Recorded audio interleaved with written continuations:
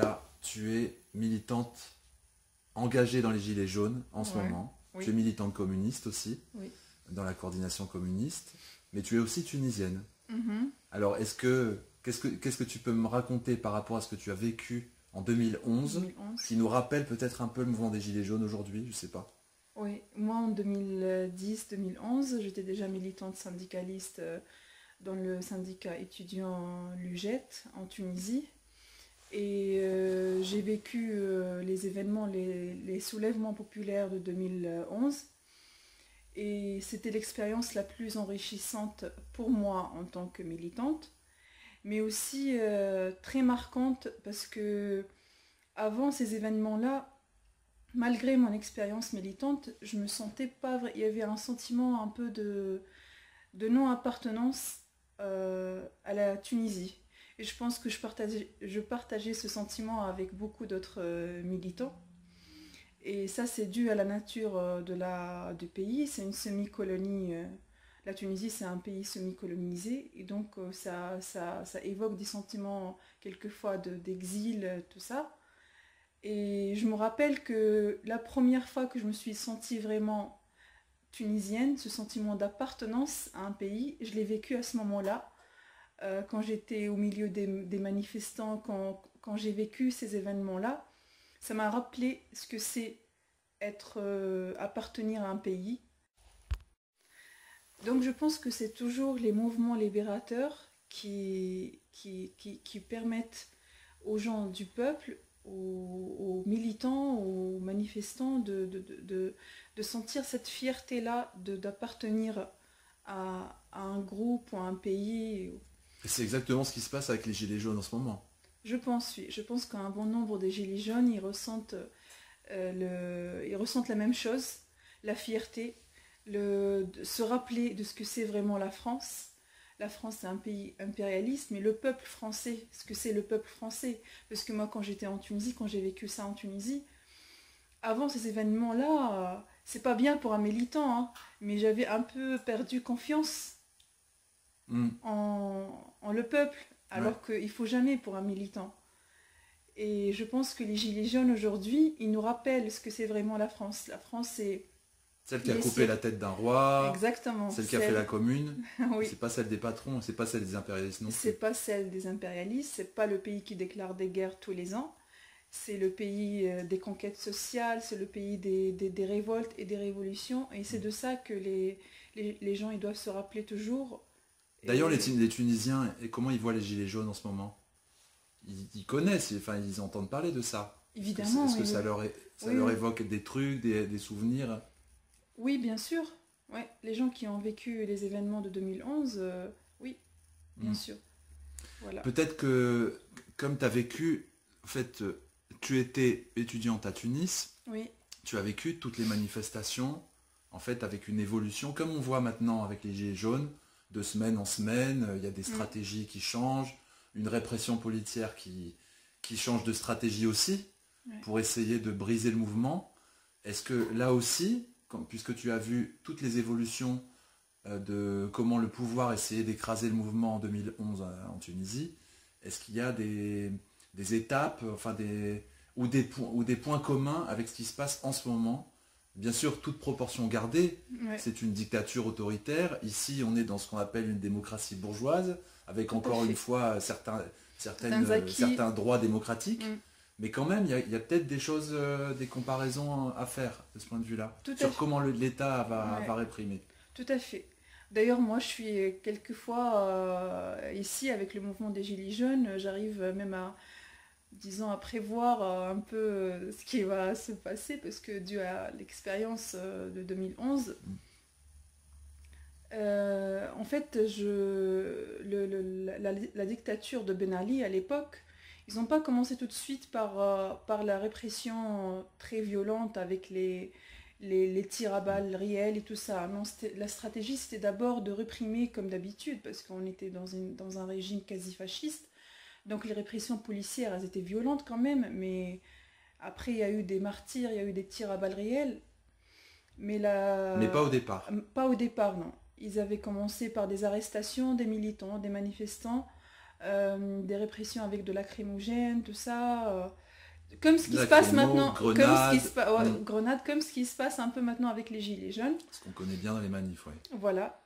Et après, il y avait une étape où le mouvement il a commencé à être vraiment très médiatisé. C'est ça d'ailleurs qui a fait la différence avec les révoltes de 2008 en Tunisie, parce qu'il y a eu d'autres révoltes en Tunisie, notamment en 2008. Mais Plus importante même. plus importantes. Enfin, En fait, c'était plus... Oui, au début, elles étaient plus importantes, oui. Sauf qu'elles n'étaient pas médiatisées et... Il n'y avait pas encore Facebook à ce Il n'y point-là. avait pas encore peut-être. Facebook à ce point-là, oui, voilà, peut-être. Ils avaient le monopole des médias, quoi. Voilà.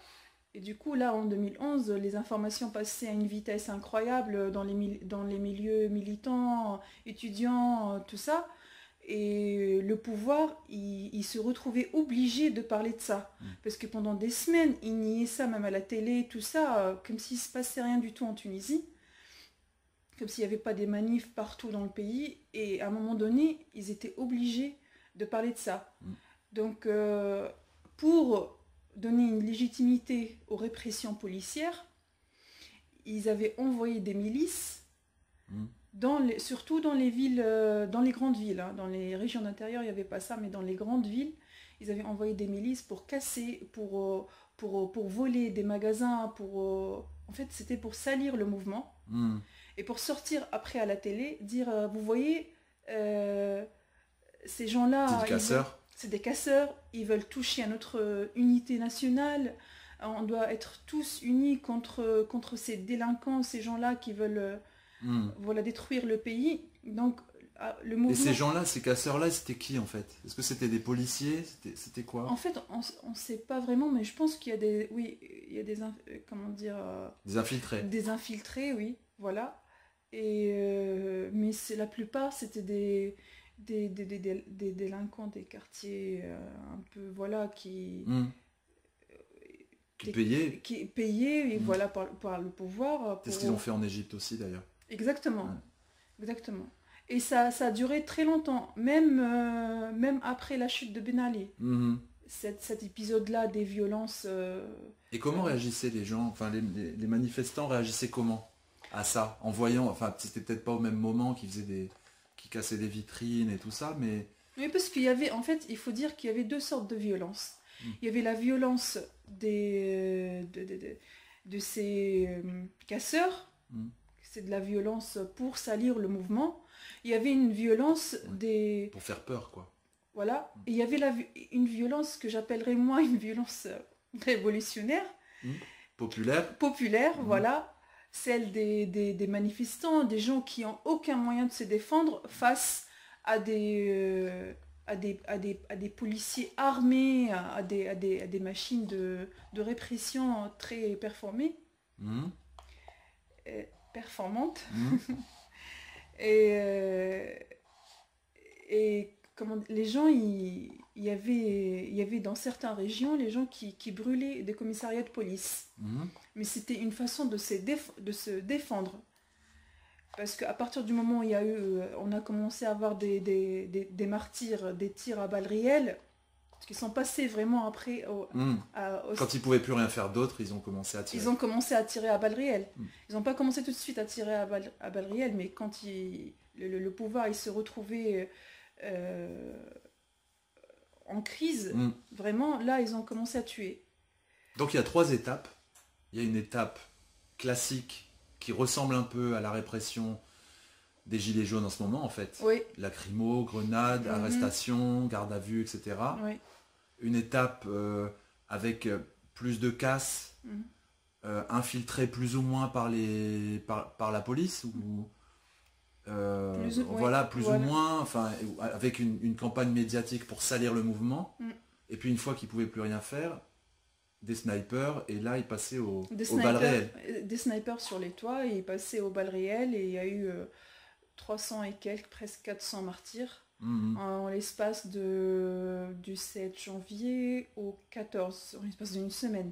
Donc ça c'est vraiment la différence, avec le mouvement des Gilets jaunes. avec le mouvement des Gilets jaunes. Le mouvement des Gilets jaunes, sauf que même ici en France, le pays avec une histoire démocratique, avec voilà ce qu'on appelle aussi bourgeoisie, démocratie bourgeoise, on entend parler de tirs à balles réelles. Mm. On entend des ministres Oui, on fait qui appel à menacent. l'armée On maintenant. fait appel à l'armée. Mm. Donc là, c'est pas vraiment comme la Tunisie, parce que la Tunisie c'était quasi fasciste. Mm. Mais ici en France, c'est. Ils peuvent pas encore le faire, mais ils en parlent. Ils en parlent et c'est un signe de la fascisation. Et pouvoir. sur les interdictions, il y avait des interdictions de manifester, parce que c'est ce qu'on voit aussi en France maintenant, les gilets jaunes, on commence à légiférer, à faire des lois anti-casseurs, on essaye d'empêcher certaines manifestations. Est-ce que ça se passait aussi à ce moment-là? Sous quelle forme? En Tunisie, c'était le couvre-feu. Couvre-feu. Couvre-feu. Et évidemment, interdire les manifs...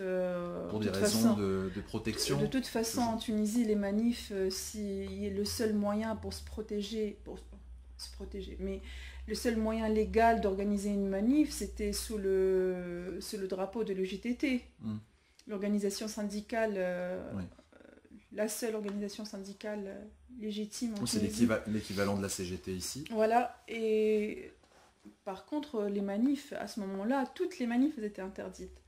Donc les gens, ça servait plus à rien. Ça servait plus à rien. Il y avait un couvre-feu et les gens, ils manifestaient même la nuit.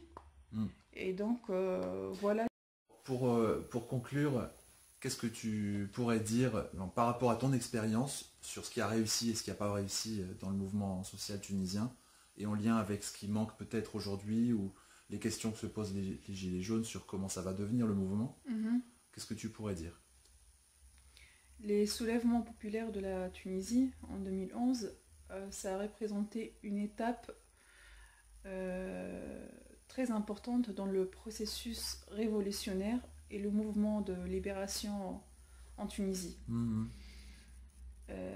Sauf que moi, en tant que militante communiste, je refuse toujours d'appeler ça révolution.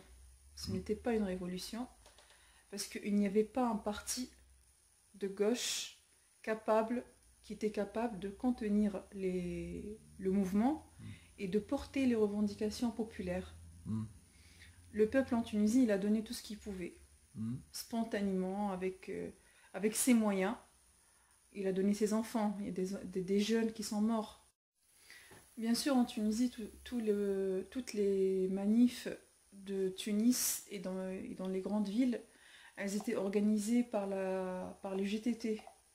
Il y avait toujours un appel à la grève par les GTT. Je pense que c'est ça la différence ici avec le mouvement des Gilets jaunes, parce que même malgré quelques tentatives dans quelques unions locales et tout ça ici, notamment par exemple ici l'union locale de Tourcoing, je trouve que la CGT, elle n'est pas en train de jouer le rôle qu'elle devrait avoir dans un mouvement aussi intense.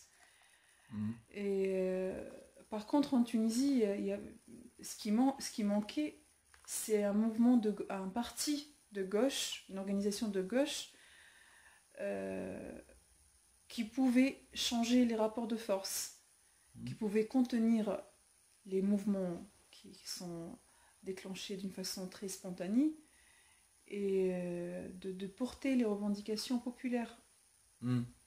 Et ça, je pense qu'il y a le même problème aussi en France. En France, là, en ce moment, avec les Gilets jaunes, on sent que c'est assez facile de détourner les revendications ou d'en mettre certaines plus que d'autres. Exactement, c'est pour ça, je pense qu'il ne faut pas se faire avoir par des revendications comme le grand débat ou autres, parce que c'est très facile de disperser l'unité, voilà, et de changer tout de suite, détourner le mouvement et les revendications. Je pense que c'est très dangereux. Je me rappelle qu'en Tunisie, même après la chute de Ben Ali, les gens ils continuent à manifester. Oui, il faut tenir, c'est ça. Et oui, ils continuent à manifester parce que tout le monde savait que Ben Ali il a dégagé, mais que derrière il y a tout un régime à abattre, il y a toute une machine derrière qui était... Et ça, tu penses que les Tunisiens le doivent quand même à l'organisation GTT, quoi? Ou c'était vraiment juste l'unité populaire qui a permis de... Les deux. De ne pas se faire avoir par le fait d'enlever Ben Ali et de garder le système, la mobilisation a continué, elle s'est même renforcée. Elle s'est renforcée. Il y avait en fin février, il y avait 1 million de personnes sur la place de la Casbah, le lieu de là où il y a le premier ministère. C'est pour ça, je pense qu'il ne faut pas se laisser avoir par des revendications comme le grand débat ou autres revendications qui peuvent facilement disperser l'unité et détourner le mouvement, comme ce qui s'est passé en Tunisie. On est passé de revendications sociales, même des revendications de liberté nationale, d'indépendance, tout ça, à des revendications purement électorales. Voilà, et c'était très facile puisqu'il n'y avait pas d'organisation de gauche capable de maintenir cet élan révolutionnaire. C'était après très facile de convaincre les gens que c'est ça qu'il faut. Donc je pense que c'est très dangereux de se laisser avoir par rapport à ça. Merci, merci beaucoup. De rien.